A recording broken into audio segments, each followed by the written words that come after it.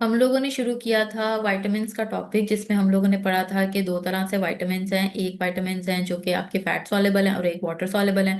Fat soluble में हम लोगों ने ये कहा था कि ए, डी, ई और के, ये चार ऐसे विटामिन्स हैं जो कि आपके फैट सॉलेबल हैं। तो फैट सॉलेबल विटामिन में सबसे पहले हम लोग अब शुरू करेंगे विटामिन ए। विटामिन ए को रेटिनॉल भी कहा जाता है। विटामिन ए आपका फैट सॉलेबल विटामिन है।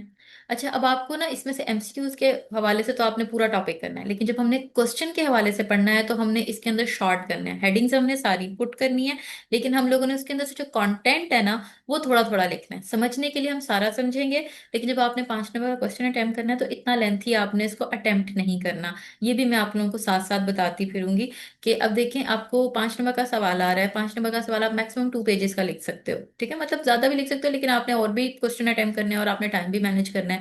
तो रिकमेंडेड यही है कि आप 1.5 से 2 पेज का लिख लो 5 नंबर का सवाल। तो अगर आप उसमें डायग्राम्स एंटर करो तो चलो थोड़ा सा ज्यादा, या फिर अगर आपकी हैंड राइटिंग बहुत ज्यादा बड़ी है तो आप थोड़ा सा ज्यादा उसको एक्सटेंड कर सकते हो, लेकिन फिर वो थोड़ा मसला होगा, क्योंकि समटाइम्स आपको एक्स्ट्रा शीट्स भी नहीं मिलती हैं और समटाइम्स ये होता है कि टाइम भी नहीं मैनेज हो पाता। तो हम लोगों ने साथ साथ इसको 5 नंबर में स्क्वीज करके, इसको ब्रीफ करके किस तरीके से हम लिख सकते हैं वो भी साथ साथ सीखना है। तो शुरू में इंट्रोडक्शन है कि बहुत से बॉडी के फंक्शंस के लिए एक्टिवली इन्वॉल्व है, लेकिन जो इसका सबसे ज्यादा फंक्शन इंपॉर्टेंट है वो आपकी आईज के ऊपर है। आपके विजुअल प्रोसेस के अंदर इसकी बहुत ज्यादा इंपॉर्टेंस है। आगे हम डिटेल में भी पढ़ेंगे कि इसकी कमी से कौन कौन सी डिजीजेस भी हो सकती हैं। ये जो है 1915 में डिस्कवर किया था। साइंटिस्ट का क्या नाम है? MC development. इसको आप अंडरलाइन कर लें। ये इस तरह की डेट्स और साइंटिस्ट जो हैं वो इंपॉर्टेंट होते हैं एमसीक्यूज पॉइंट ऑफ व्यू से। अब इसके सिनोनिम्स क्या हैं? विटामिन ए को रेटिनॉल भी कह सकते हैं, रेटिनल भी कह सकते हैं, और रेटिनोइक एसिड भी कहा जा सकता है। केमिकल स्ट्रक्चर देखें। इसका केमिकल स्ट्रक्चर ये है। अब जब भी आप केमिकल स्ट्रक्चर ड्रॉ करते हैं, आपने उसके अंदर चेंजेस नहीं करनी होती। आप ये बॉन्ड अगर यहाँ पे मौजूद है, आप इसको यहाँ से रिमूव करके यहाँ पे भी नहीं लगा सकते हो। यहाँ पे CH3 है तो आप यहाँ पे भी CH3 नहीं कर सकते। बहुत बेसिक चीज़ है ऑर्गेनिक केमिस्ट्री की, मतलब आप में से बहुत से बच्चों ने ऑर्गेनिक केमिस्ट्री नहीं पढ़ी हुई। तो इस वजह से मैंने आप लोगों को ये पॉइंट एक्सप्लेन किया है कि आप लोग जिस तरह से केमिकल स्ट्रक्चर है एज इट इज, अगर आपने याद करना है तो करें, नहीं तो आप इसको स्किप भी कर सकते हो। अगर आपने बहुत अच्छा क्वेश्चन अटेम्प्ट करते हो और आप कहते हैं कि मेरे 5 आउट ऑफ 5 आए, तो फिर आप जरूर केमिकल स्ट्रक्चर याद करो।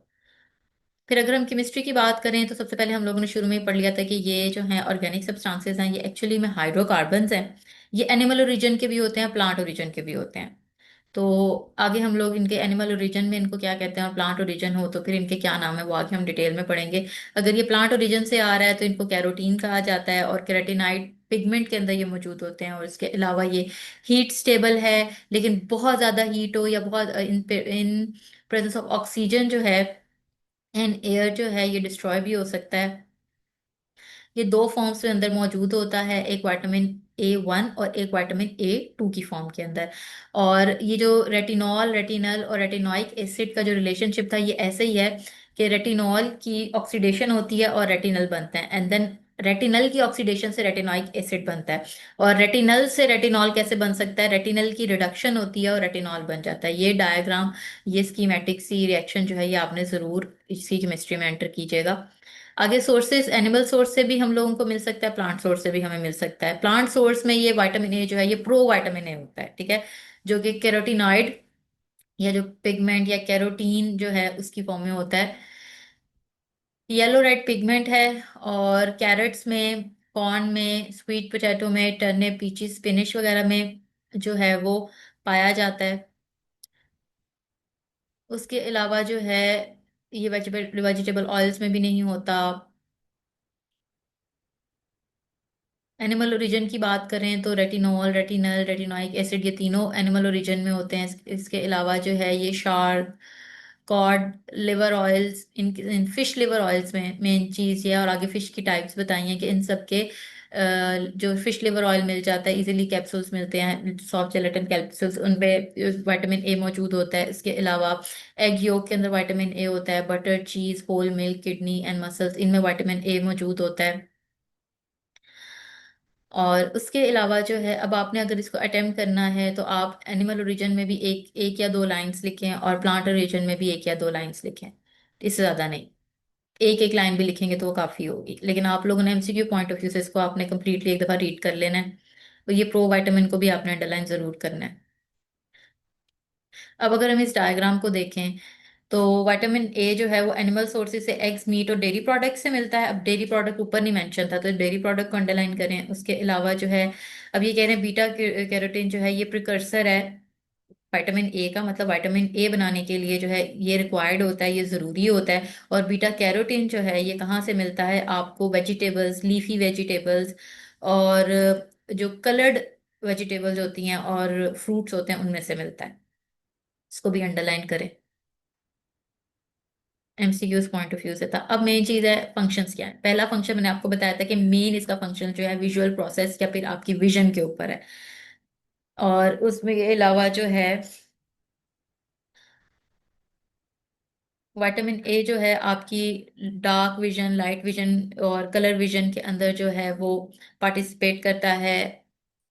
रेटिनल जो है वो आपके रेटिना में मौजूद होती है। और उसके अलावा जो है मेन आपके जो रॉड्स एंड कॉन्स हैं उनके अंदर जो विजुअल पिगमेंट है उनका भी हिस्सा होता है ये। रिप्रोडक्शन में देखें तो ये मेल रिप्रोडक्शन में भी अहम किरदार अदा करता है, फीमेल में भी। और अब आपने ना इतनी डिटेल के अंदर जो है इसकी एक्सप्लेनेशन भी नहीं लिखनी। आपने जब आपका आएगा क्वेश्चन तो आपने जैसे विजुअल प्रोसेस एक या दो लाइंस, रिप्रोडक्शन आपने बताया कि जो रेटिनॉल एंड रेटिनल है वो विटामिन ए के ये जो दो कंपोनेंट्स हैं या ये जो दो पार्ट्स हैं ये आपके रिप्रोडक्शन में करते हैं। और मेल्स के अंदर स्पर्म बनने के लिए जो अमल होता है स्पर्मेटोजेनेसिस, उसमें हम किरदार अदा करते हैं। और फीमेल के अंदर जो है भी जो है इनका रोल होता है। एपिथेलियल टिश्यूज की अगर हम बात करें तो हमारी स्किन के ऊपर भी इनका जो है अफेक्ट है। स्किन के ऊपर क्या अफेक्ट है? ये ग्लाइकोलिपिड्स और ग्लाइकोप्रोटीन्स बनाने, उनकी फॉर्मेशन के अंदर जो है पार्टिसिपेट करते हैं। और इवन जो है म्यूकस सिक्रीशन के अंदर, उसके अलावा एसेंशियल रोल है इनका। तो ये हमारी हेल्दी एपिथेलिया जो है उसको भी बनाने में अहम किरदार अदा करते हैं। इनका एक एंटीऑक्सीडेंट रोल भी है। और इसकी जो एंटीऑक्सीडेंट प्रॉपर्टी है वो विटामिन ई की एंटीऑक्सीडेंट प्रॉपर्टी से थोड़ी सी जो है वो ज्यादा है। क्योंकि विटामिन ई की जो एंटीऑक्सीडेंट प्रॉपर्टी है वो हाई ऑक्सीजन कंसंट्रेशन पे शुरू होती है, लेकिन इनकी जो है ये लो ऑक्सीजन कंसंट्रेशन पे भी शुरू हो जाती है। बोन्स एंड टीथ की डेवलपमेंट में भी जो है ये रोल प्ले करती हैं। जो मिनरलाइजेशन का जो प्रोसीजर है, जो प्रोसेस है, वो उसके अंदर उसका फंक्शन, उसका भी एज अ रेगुलेटर ये काम आते हैं। कार्बोहाइड्रेट की मेटाबॉलिज्म के अंदर भी रोल प्ले करते हैं, जिसमें conversion of sugar into glycogen होता है, उसमें भी जो है ये एज अ मेटाबॉलिक रेगुलेटर काम करते हैं। और इम्यून सिस्टम की इन्हांसमेंट के अंदर ये क्या काम करते हैं कि आपके इम्यून रिस्पॉन्स की एक्टिविटी को इंक्रीज कर देते हैं। और उसके अलावा जो आपके इम्यून सिस्टम की जो सेल की डिफरेंशिएशन होती है उसके अंदर भी रोल प्ले करते हैं। जीन एक्सप्रेशन जैसे कि ट्रांसक्रिप्शन का अमल हो गया, उसके अंदर भी इनका रोल है। सोरियोसिस एंड एक्ने ट्रीटमेंट, इसमें जो स्किन डिजीजेज हैं उनके अंदर भी ये रोल प्ले करते हैं। To fight diseases, for the shedding of dead cells. और दूसरे इसके ऐसे एक्शंस जो हैं, मिसलेनियस एक्शंस जो हैं, वो म्यूकोपोलिसैकेराइड की सिंथेसिस करवाते हैं, बायोसिंथेसिस ऑफ ग्लूकोकॉर्टिकॉइड्स करवाते हैं, सिंथेसिस ऑफ प्रोटीन्स में अमल करते हैं, न्यूक्लिक एसिड फॉर्मेशन के अंदर इनका अमल है। अब देखें इसके बहुत एक्सटेंसिव जो है इसके फंक्शंस है। अब अगर आप ये इतने ज़्यादा फंक्शंस के जस्ट एक एक लाइन बना लें या एक एक बुलेट बना लें, जैसे eye, number one, number two reproduction, number three epithelial tissue, antioxidant, bones, इस तरीके से आप जो है या तो हेडिंग वाइज करेंगे तो ये बहुत ज़्यादा लेंथी हो जाएगा। आप इसको बुलेट फॉर्म में भी लिख सकते हैं, वन टू थ्री फोर जो है नंबरिंग करके भी लिख सकते हैं। तो ये सारी अगर हेडिंग में देंगे, अगर आपकी हैंड राइटिंग जो है वो ऐसी है कि हेडिंग के साथ आप हेडिंग दे के उसके आगे से ही, नेक्स्ट लाइन से नहीं आगे से ही शुरू करके इसको टू लाइंस में कर लो, या एक ही लाइन के अंदर हेडिंग ना दो, टू लाइंस के अंदर जो है प्रॉपर एक लाइन के थ्रू ही इसको एक्सप्लेन कर दो। क्लिनिकल फीचर्स जो कि विटामिन ए की डिफिशियंसी की वजह से कौन कौन से जो है वो नेगेटिव या अफेक्ट हो सकते हैं। आई मेनली जो है वो अफेक्ट होती है। इसके अंदर जो है विजुअल साइकिल के अंदर नाइट ब्लाइंडनेस आ सकती है, या जीरोफेल्मिया के अंदर जो है वो ड्राई कॉर्निया हो सकता है, आपकी म्यूकस मेम्ब्रेन ऑफ आई जो है वो ड्राई हो सकती है, उसमें एट्रोफी हो सकती है, एब्सेंस ऑफ टीयर्स हो सकता है, आपको ब्लिंकिंग करते हुए इरिटेशन हो सकती है। मेन इसका जो मैंने आपको कहा था ना, रिप्रोडक्शन, आई, इन सब के ऊपर मेन इफेक्ट है, विजुअल इफेक्ट्स इसके ज्यादा हैं। तो केराटोमलेशिया में keratinisation and degeneration of cornea हो जाता है, बहुत ज़्यादा ड्राइनेस, थिकनेस हो जाती है, और एपिथेलियम जो होता है कॉर्निया का वो चेंज हो जाएगा। एपिथेलियल टिश्यू के अंदर, मतलब कि ये जो आपकी स्किन है, स्किन के ऊपर ये इफेक्ट है कि स्किन ड्राई हो जाएगी, केराटिनाइज हो जाएगी। और उसके अलावा आपके जितनी भी कैविटीज़ हैं बॉडी की, जैसे नेजल कैविटी है, रेस्पिरेटरी ट्रैक है आपका, ओरल कैविटी है, यूरोजेनिटल ट्रैक है, ये सारे इफेक्ट होते हैं। इनकी स्किन जो है वहां से एपिथेलिया जो है खराब हो जाती है, इफेक्ट होती है, ड्राई हो जाती है। स्किन के ऊपर एक्नी, टॉट स्किन, मतलब इरेगुलर सी स्किन है, फॉलिकुलर हाइपरकेराटोसिस जो है, मतलब development of keratin in hair follicles, और सोरियासिस, ये भी स्किन डिजीज है। रिप्रोडक्शन के अंदर जो है मेंस्ट्रुअल साइकिल खराब हो सकती है फीमेल में, और मेल के अंदर जो है एपिथीलिया जो है, एपिथीलिया ऑफ टेस्टिस है वो खराब हो सकती है। डायगोस्पर्मिया मतलब स्पर्म काउंट भी लो हो सकता है। मिसलिनियस के अंदर अगर हम देखें तो स्टोन फॉर्मेशन हो सकती है आपके यूरिनरी ट्रैक के अंदर, बहुत से इन्फेक्शंस का खतरा है। आपका जनरलाइज जो है ग्रोथ आपकी स्टंट हो जाएगी, कम हो जाएगी, और डेंटेशन डिले हो जाएगी, जो ग्रोथ ऑफ टीथ है ये हो जाएगी कम। और इसके अलावा आपकी malformation of teeth and bone भी हो सकती है, वो अबनॉर्मल फॉर्मेशन भी कर सकते हैं, abnormality इन ग्रोथ। अब अगर बहुत ज्यादा हो जाए, टॉक्सिसिटी हो जाए, हाइपर विटामिनोसिस, मतलब आपकी बॉडी के अंदर विटामिन बहुत कम है, ऊपर हम लोगों ने पढ़ा है कि विटामिन की कमी है, ठीक है, ये सारी डिजीजेस हमने पढ़ी हैं कि डेफिशिएंसी ऑफ विटामिन ए पे क्या क्या होगा। आइज के ऊपर ये तीन डिजीजेस हैं, स्किन के ऊपर क्या होगा, आपकी एपिथेलिया के साथ क्या होगा, रिप्रोडक्शन पे क्या अमल है, मिसलिनियस क्या है। तो ये सारे भी आप बुलेट्स बना के लिख सकते हैं। और एमसीक्यूज के हवाले से आप सारी लाइंस याद करें, एक दफा पढ़ें, लेकिन जब आपने क्वेश्चन अटेम्प्ट करना है तो आपने इतना लेंथी नहीं लिखना। ऊपर आप लोगों के अगर 10 फंक्शंस थे तो 10 लाइंस वो हो गई।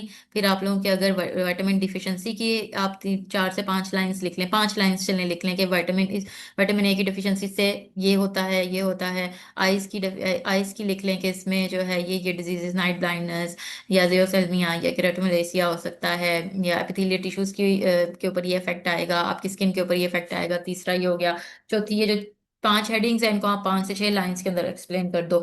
देन हाइपर विटामिनोसिस, मतलब अगर विटामिन ज्यादा हो जाए बॉडी के अंदर, तब ये हेडिंग दें। देन इसके नीचे 4 से 5 लाइंस लिख लें कि इन एक्यूट केस के अंदर, मतलब कि सडन अगर है तो क्या होगा, हेडेक, नोजिया, वॉमिटिंग। और अगर क्रॉनिक है, मतलब बहुत देर से बॉडी के अंदर इसकी ज्यादा मिकदार हो रही है, तो dry skin, cracking of lips, bone pen हो सकती है।